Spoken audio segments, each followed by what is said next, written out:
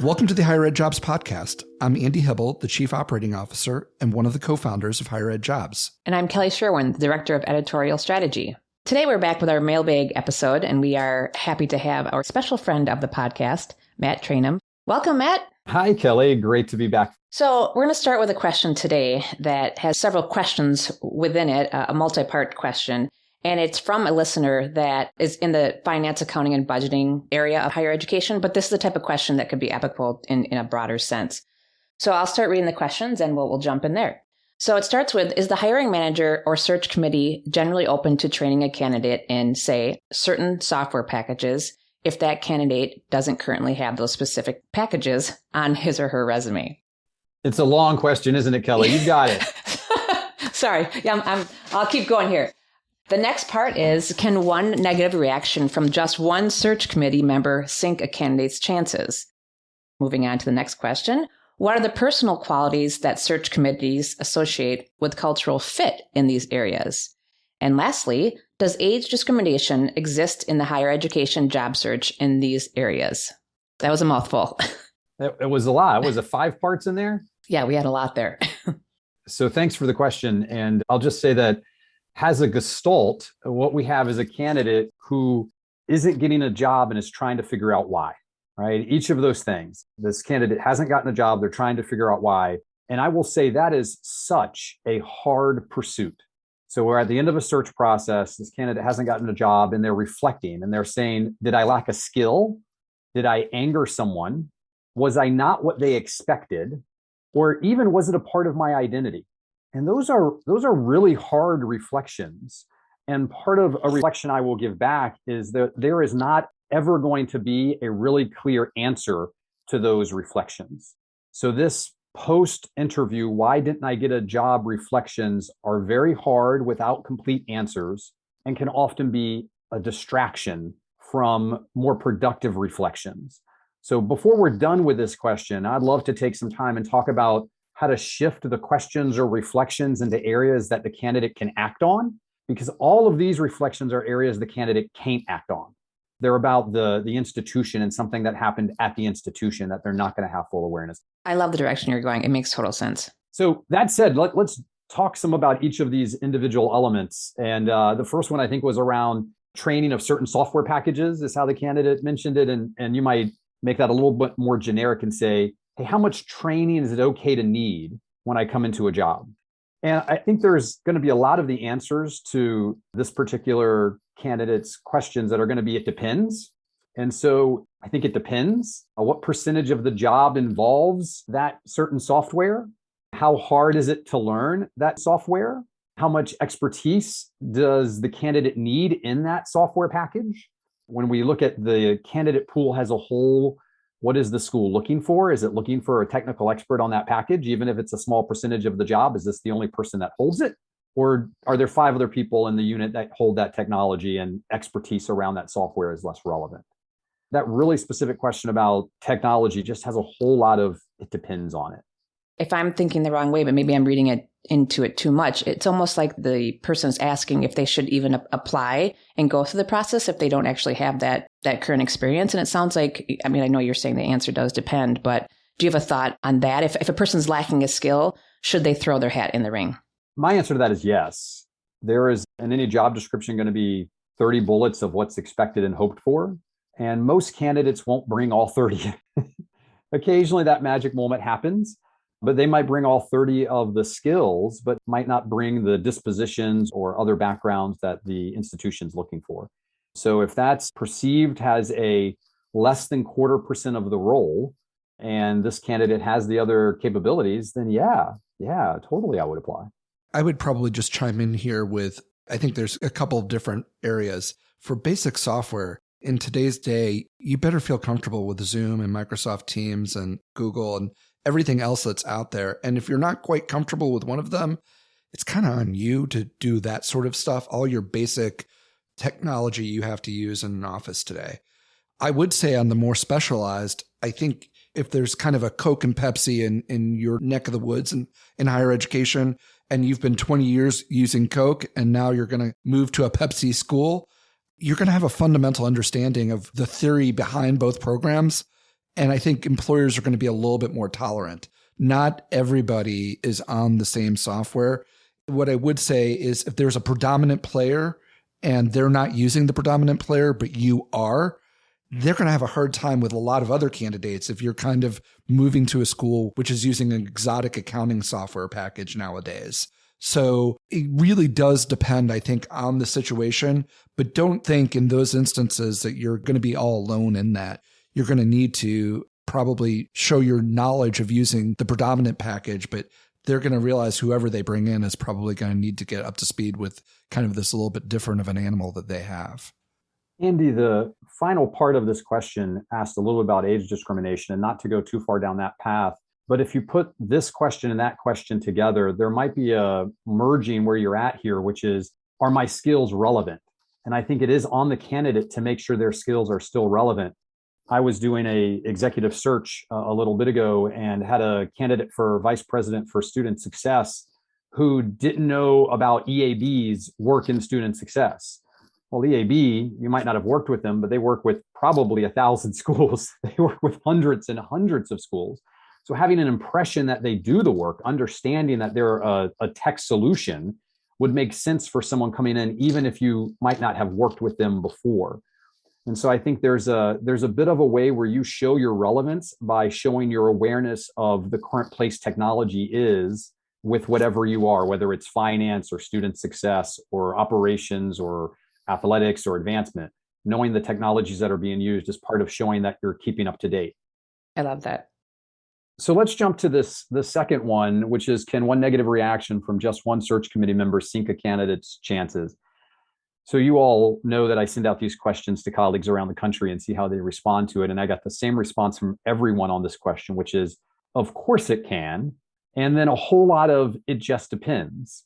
And so who is that person with the negative reaction? How strong is the reaction? What is the basis of the reaction? Is it a perception of the candidate, or is it based off of something the candidate actually did or said? And so if the candidate, I'm going to do air quotes here, messed something up, was that a clear mess up that others should know better about, or was it not? Who is in favor? And so are there other people advocating for the candidate while someone else is advocating against that candidacy? And so there were a lot of it's depends. There were a lot of course it can. And then I had a VP from the West Coast said, really, this is a question of the search committee chair's skill and ability to manage that kind of moment in a search committee meeting. So someone starts saying they don't like a candidate, and the search committee chair is able to have that be heard and then still control the power dynamics, any bias that might come up. This is a good moment to say most search committees are not unanimous. It's pretty common for people to like different candidates. And so one person not liking you is not going to sink your candidacy. One person having a very strong reaction might have some of that complexity. I'll quote a former president who wrote to me and said, in response to this question, and I'll put in quotes here, in highly competitive searches, the smallest things can count. And so certainly having not everybody on the search committee react favorably might be one of those things. I hear that, and I kind of want to temper that thought just a bit.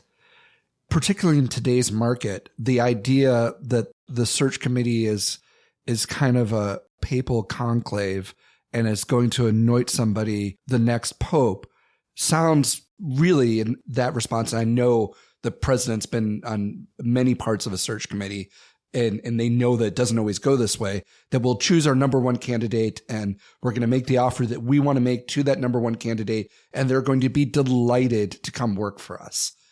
If you get a job offer, I'd say in today's day and age, I would not presume for a second that you are the first candidate that's there. And if I'm sitting on a search committee, I would not be thinking even my first, second, or possibly even third candidate is an absolute go if I make that offer. There's a lot of different moving parts in that and what candidates are doing. So when you're looking at that nuance, it's highly competitive as far as positions go. But I also think it's pretty competitive as far as candidates making choices depending on your institution, the location of your institution, their family situation at the time where they are, the career. So understanding here that there's a little bit of a give and take, that there's probably going to be on any of those choices, your hire is going to have a question mark or two. Is it somebody not liking them? Is it that they're not up to speed on something? But the idea that there's just a top candidate and that's who they get and they execute perfectly on it, I think that's a fiction that people have in their heads. I don't think that's the reality of situations, particularly today. And Andy, as we talk about fictions that we have in our heads as candidates, this goes back to the challenge of even this question, the perception that one person had a negative reaction. I'll tell you, when I'm in a committee, I often ask really hard questions of the candidates I like the most, because they're the ones who I think can handle those hard questions. And so again, we have a candidate who hasn't gotten a position and is trying to figure out why. And so they're imagining maybe someone really didn't like them. Maybe that person who didn't like that answer, who cringed at some answer, has sunk their candidacy. And again, those are really hard places to go. The component around personal qualities is a similar pursuit where someone's trying to figure out, again, I haven't gotten a job. So if I didn't mess something up in the interview, then is it just about who I am? Is it how I presented and appeared in front of the room? And this person, I think, used the question, I think they might have used the word fit in there. And fit is a tricky word. I had one VP reply back and say fit is a difficult word. And so what I would imagine is thinking about congruence of the candidate with the values and campus priorities and maybe culture too. And so if I'm at a campus where everything in the last year on the website has been about social justice, and I'm not prepared to talk about social justice, then I'm not lining up with where the campus's priorities are at the moment. So is that a personal quality? Well, I think it's understanding of the campus and what the campus is looking for. And then similarly, you have teams that have different qualities. And so some teams are looking for someone to complement them. And I love the word complement, because complement could mean be the same thing. And so I have a team that has a lot of this, and I want someone who comes in and has a lot of the same thing. Complement could also be, I have a team that has a lot of this, and I need someone who doesn't have this. I actually had 3 people write back and use introvert, extrovert examples and say, I might have a team of all extroverts. I need an introvert. I might have a team of all introverts and I need an extrovert. Being aware of that and figuring out how that looks and the complementing of the team. These are fantastic insights. All of these questions together, when we think of all the different components, again, it's about a candidate who hasn't gotten a position and they're in this difficult place of saying, did I lack a skill? Did I upset someone? Was I not what they expected? Is it a part of my identity? And those are difficult reflections because you're not going to always get answers to them. I would love to be able to shift the question and reflection from the candidate into areas that they can act on. And I think we can become better candidates by seeking out people that we really trust to give us really good reflections. And so what does it look like? We might think of the classic example of, here's my resume, can you look it over? I reviewed someone's resume the other day, and this person sent the resume to 2 people, 2 of their trusted friends. I will tell you, the other trusted friend sent the resume back and said, looks great. And I sent the resume back with probably an hour's worth of edits, comments, edits, and thoughts. And so what I'm hoping for is that candidates can find someone that they can reflect with about their presentation and how they are present with a team in the strong way that I reflected on that resume. Someone that they can go in front of and say, tell me what I need to know as a candidate that might be hard for you to tell me. A question like that. Be a search consultant for me and advise me on how to improve my candidacy. Tell me that, good friend who leads a bunch of searches. That kind of reflection with colleagues and friends to help improve our candidacy, I think will help uncover actionable areas more than retrospectively trying to imagine, was the person in the corner that was upset, not trying to diminish that, but did that person sink your candidacy? I think that's exactly the place where I want to go with this too. I always think that at the end of a job application process, when you're not the candidate, I think we like to think of it as American football, but really it's good old European football. In American football, the clock goes down to 0. The game is ended. It's clear. It's over with. I think job search, this is European football, where the clock goes down to 0. You think it's over, but there's bonus time that's added afterwards. And if you're a fan at the game, you don't really know how long it is. The officials are keeping time on the field, and you really don't know. So my first caveat is you need to know that the bonus time is ended before you shift from an active job application to what the next stage is. Because I believe the next stage offers a great springboard. One, for that fostering of that feedback, because it's somebody who's seen you in action and can give you a real feedback. But also, too, it's just good networking. This is somebody that maybe you connected with, that you could keep up with, who's a professional in your field, and could be a springboard to another open position at that institution or another institution. So if you have the ability, and I'd say the bandwidth to go through that process, because sometimes the hard truths are harder to hear, and if you're at a good spot, it could be really useful to see that as a beginning of a different phase of the relationship. But I think you have to know that the process is over. I think there's a frustration that we're expecting a hard stop and they'll know in 2 weeks, but you don't know if offers are out for the candidate before you and you're about ready to get a job offer. You have to wait it out till you hear that it's a hard no, and no, you're not going to get the position before you kind of flip that switch. It might also be a good idea for this candidate or for other candidates to say, is there someone outside of my network? Perhaps I need to hire a career coach, an interview coach to come and talk with me about how I'm presenting. One of my favorite mentors, a vice president friend of mine, his last position he got happened after he interviewed for a great job and didn't get it. And the search committee was kind enough to tell him he sounded out of step with his answers. And so he went and got an executive coach to help improve his performance and improve his interviews. And he got an interview and a job about 6 weeks later. And that's a senior level performer who was in his industry and had been in his industry for decades, but wasn't sounding current and was missing some cues. And a little bit of coaching was able to help. And so there might be that option as well for folks. I think about some basic, simple things to pull all this back together. That candidate who feels like they might be out of step, are they out of step? Is their email current? I've had committees that looked at emails from Hotmail and thought this candidate doesn't sound like someone who's current because they're using Hotmail. Truthful story. I have had candidates who have had interviews and then afterwards have had search consultants, not me, but had search consultants advise them that, your outfit, your suit is not new. People are picking up that there's a vibe that you're not current. And I hate the stress of all that. I hate the added complexity of all that, but I can acknowledge that search committees and people will read into all of those things. And so how well prepared and presented is someone also shows perhaps how current they are. So those are just a few other thoughts in this area. I absolutely love those insights. And I love the fact that you're saying the job seeker, the candidate, should look forward on actual items that can be changed, not to diminish, like we said, the hurt of maybe not getting the job and looking at what he or she did wrong, but instead taking steps to move forward and become current or become better and reaching out to the network and being open to that. So thank you so much, Matt, for reaching out to your network to get some insights on this. And we really, really enjoyed this conversation. And please, if you're listening, please email us with your questions for Matt at podcast@higheredjobs.com or tweet us at HigherEdJobs. So Matt, you want more questions, don't you? Oh, I love more questions.